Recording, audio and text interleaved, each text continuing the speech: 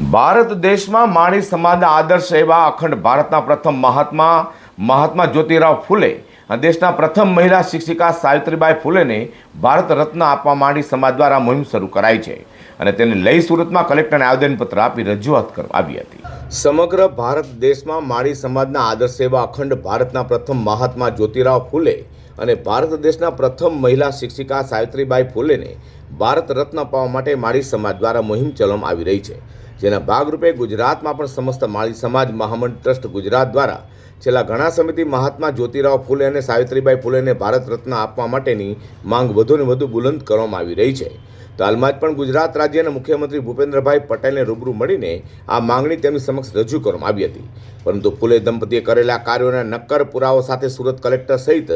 રાજ્યના 34 જિલ્લા મથકોએ કલેક્ટરને આવેદનપત્ર આપી રજૂઆત કરાઈ હતી। તો આ રજૂઆત કરવા માટે મોટી સંખ્યામાં માળી સમાજના લોકો જોડાયા હતા।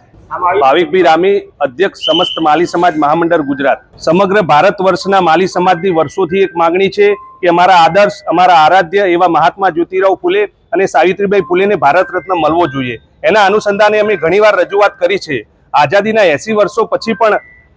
આટલી બધી સરકારો આવી, પરંતુ તેમને આ નિર્ણય લેવામાં ઉદાસીનતા સેવી છે અને તેના અનુસંધાને ગુજરાતના 34 જિલ્લા મથક ઉપર માળી સમાજ દ્વારા આવેદનપત્ર આપી અમે રજૂઆત કરી છે કે અખંડ ભારતના પ્રથમ મહાત્મા એવા મહાત્મા જ્યોતિરાવ ફૂલે અને અખંડ ભારતના પ્રથમ મહિલા શિક્ષિકા એવા સાવિત્રીબાઈ ફૂલે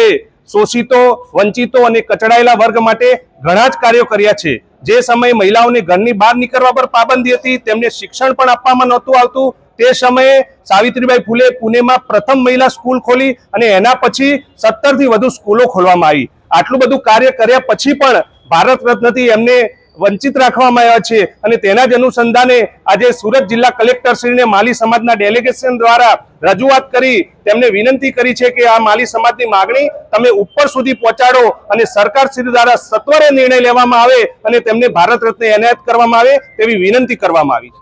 સમગ્ર ભારત દેશમાં માળી સમાજના આદર્શ એવા અખંડ ભારતના પ્રથમ મહાત્મા એવા આદરણીય મહાત્મા જ્યોતિરાવ ફૂલે અને ભારત દેશના પ્રથમ મહિલા શિક્ષિકા સાવિત્રીબાઈ ફૂલેને ભારત રત્ન અપાવવા માટે માળી સમાજ દ્વારા મુહિમ ચલાવવામાં આવી રહી છે। તેના ભાગરૂપે ગુજરાતમાં પણ સમસ્ત માળી સમાજ મહામંડળ ટ્રસ્ટ ગુજરાત દ્વારા છેલ્લા ઘણા સમયથી મહાત્મા જ્યોતિરાવ ફૂલે અને સાવિત્રીબાઈ ફૂલેને ભારત રત્ન આપવા માટેની માંગ વધુને વધુ બુલંદ કરવામાં આવી રહી છે।